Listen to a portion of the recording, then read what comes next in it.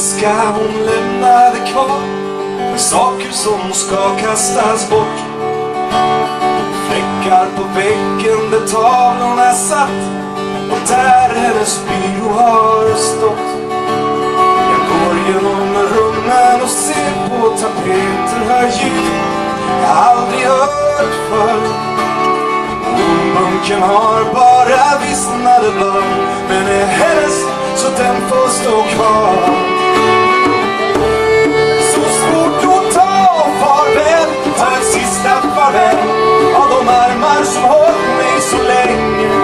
Skulle ge allt jag har för att en sista gång kunna vila i hennes famn.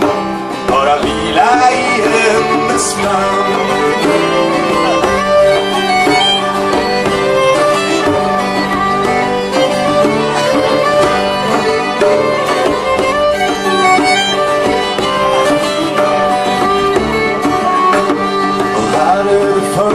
Där hon brukade stå med sin färg, sitt skeva staffli.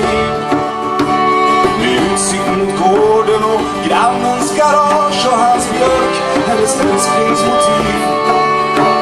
Men björken stod kvar nu och grannen ska skiljas, och jag är väl också på väg. Men så länge jag kan känna hennes parfym finns det någonting som binder mig här.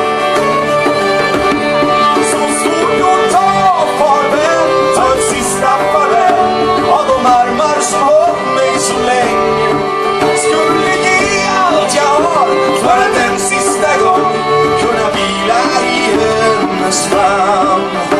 Bara vila i hennes famn.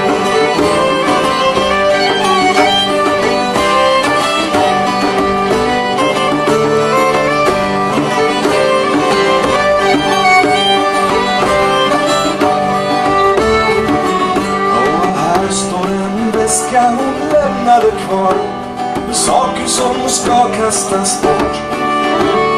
Fläckar på väggen och tavlorna satt, är det allt som finns kvar utav oss.